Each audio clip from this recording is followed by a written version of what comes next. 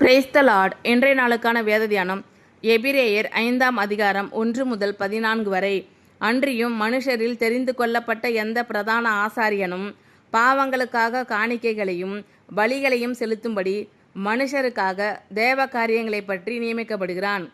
தானும் பலவீனம் உள்ளவன் ஆனபடியினாலே அறியாதவர்களுக்கும் நெறி தப்பி போனவர்களுக்கும் இரங்கத்தக்கவனாயிருக்கிறான்.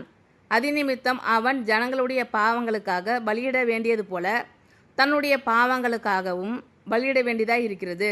மேலும் ஆரோனை போல தேவனால் அழைக்கப்பட்டால் ஒழிய ஒருவனும் இந்த கனமான ஊழியத்துக்கு தானாய் ஏற்படுகிறதில்லை. அந்தபடியே கிறிஸ்துவும் பிரதான ஆசாரியர் ஆகிறதற்கு தம்மை தாமே உயர்த்தவில்லை. நீர் என்னுடைய குமாரன், இன்று நான் உம்மை ஜெனிப்பித்தேன் என்று அவரோடே சொன்னவரே அவரை உயர்த்தினார். அப்படியே வேறொரு இடத்திலும் நீர் மெல்கிசேதேக்கின் முறைமையின்படி என்றென்றைக்கும் ஆசாரியராய் இருக்கிறீர் என்று சொல்லியிருக்கிறார். அவர் மாம்சத்தில் இருந்த நாட்களில் தம்மை மரணத்தினின்று ரட்சிக்க வல்லமை உள்ளவரை நோக்கி பலத்த சத்தத்தோடும் கண்ணீரோடும் விண்ணப்பம் பண்ணி வேண்டுதல் செய்து தமக்கு உண்டான பயபக்தியின் நிமித்தம் கேட்கப்பட்டு அவர் குமாரனாயிருந்தும் பட்ட பாடுகளினாலே கீழ்ப்படிதலை கற்றுக்கொண்டு தாம் பூரணர் ஆன பின்பு தமக்கு கீழ்ப்படுகிற யாவரும் நித்திய ரட்சிப்பை அடைவதற்கு காரணராகி மெல்கிசேதேக்கின் முறைமையின்படியான பிரதான ஆசாரியர் என்று தேவனாலே நாமம் தரிக்கப்பட்டார். இந்த மெல்கிசேதேக்கை பற்றி நாம் விஸ்தாரமாய் பேசலாம். நீங்கள் கேள்வியில் மந்தமுள்ளவர்கள் ஆனபடியால் அதை விளங்க பண்ணுகிறது அரிதாயிருக்கும்.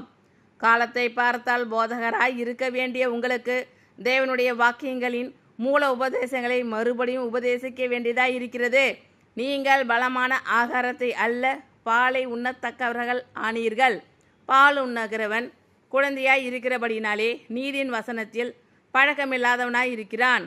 பலமான ஆகாரமானது நன்மை தீமை இன்னதென்று பயிற்சினால் பகுத்தறியத்தக்கதாக முயற்சி செய்யும் ஞானேந்திரியங்களை உடையவர்களாகிய பூரண வயது உள்ளவர்களுக்கே தகும். அன்றியும் மனுஷரில் தெரிந்து கொள்ளப்பட்ட எந்த பிரதான ஆசாரியனும் பாவங்களுக்காக காணிக்கைகளையும் பலிகளையும் செலுத்தும்படி மனுஷருக்காக தேவ காரியங்களை பற்றி நியமிக்கப்படுகிறான். தானும் பலவீனம் உள்ளவன் ஆனபடினாலே அறியாதவர்களுக்கும் நெறி தப்பி போனவர்களுக்கும் இரங்கத்தக்கவனாய் இருக்கிறான்.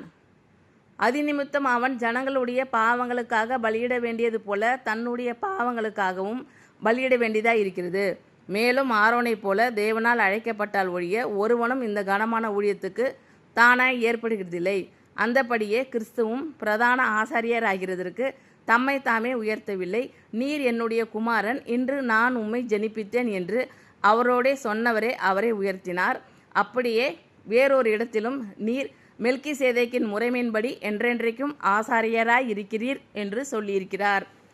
அவர் மாம்சத்தில் இருந்த நாட்களில் தம்மை மரணத்தினின்று ரட்சிக்க வல்லமை உள்ளவரை நோக்கி பலத்த சத்தத்தோடும் கண்ணீரோடும் விண்ணப்பம் பண்ணி வேண்டுதல் செய்து தமக்கு உண்டான பயபக்தியின் நிமித்தம் கேட்கப்பட்டு அவர் குமாரனாய் இருந்தும் பட்ட பாடுகளினாலே கீழ்ப்படிதலை கற்றுக்கொண்டு தாம் பூரணர் ஆன பின்பு தமக்கு கீழ்ப்படுகிற யாவருக்கும் நித்திய ரட்சிப்பை அடைவதற்கு காரணராகி மெல்கிசேதேக்கின் முறைமையின்படியான பிரதான ஆசாரியர் என்று தேவனாலே நாமம் தரிக்கப்பட்டார்.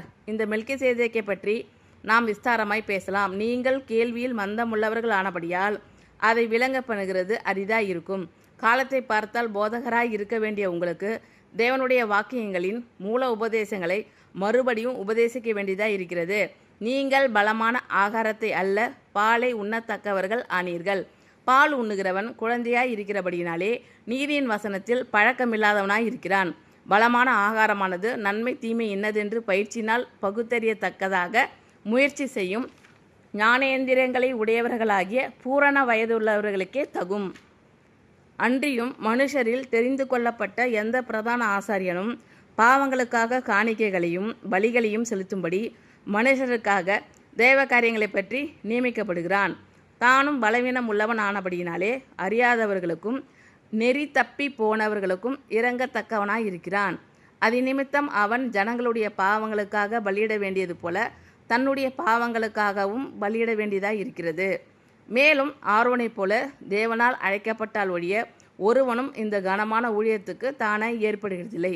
அந்தபடியே கிறிஸ்துவும் பிரதான ஆசாரியர் ஆகிறதற்கு தம்மை தாமே உயர்த்தவில்லை.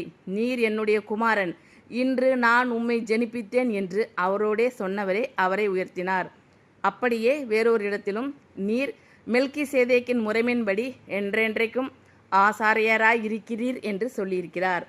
அவர் மாம்சத்தில் இருந்த நாட்களில் தம்மை மரணத்தினின்று ரட்சிக்க வல்லமை உள்ளவரை நோக்கி பலத்த சத்தத்தோடும் கண்ணீரோடும் விண்ணப்பம் பண்ணி வேண்டுதல் செய்து தமக்கு உண்டான பயபக்தியின் நிமித்தம் கேட்கப்பட்டு அவர் குமாரனாய் இருந்தும் பட்ட பாடுகளினாலே கீழ்ப்படிதலை கற்றுக்கொண்டு தாம் பூரணர் ஆன பின்பு தமக்கு கீழ்ப்படுகிற யாவரும் நித்திய ரட்சிப்பை அடைவதற்கு காரணராகி மெல்கிசேதேக்கின் முறைமையின்படியான பிரதான ஆசாரியர் என்று தேவனாலே நாமம் தரிக்கப்பட்டார். இந்த மெல்கிசேதேக்கை பற்றி நாம் விஸ்தாரமாய் பேசலாம். நீங்கள் கேள்வியில் மந்தமுள்ளவர்கள் ஆனபடியால் அதை விளங்க பண்ணுகிறது அரிதாய் இருக்கும். காலத்தை பார்த்தால் போதகராய் இருக்க வேண்டிய உங்களுக்கு தேவனுடைய வாக்கியங்களின் மூல உபதேசங்களை மறுபடியும் உபதேசிக்க வேண்டியதாய் இருக்கிறது.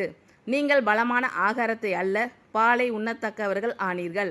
பால் உண்ணுகிறவன் குழந்தையாய் இருக்கிறபடியினாலே நீதியின் வசனத்தில் பழக்கமில்லாதவனாய் இருக்கிறான். பலமான ஆகாரமானது நன்மை தீமை என்னதென்று பயிற்சியினால் பகுத்தறியத்தக்கதாக முயற்சி செய்யும் ஞானேந்திரியங்களை உடையவர்களாகிய பூரண வயது உள்ளவர்களுக்கே தகும். ஆமென். Thank you Lord. கர்த்தர் உங்கள் அனைவரையும் ஆசீர்வதிப்பாராக. God bless you all.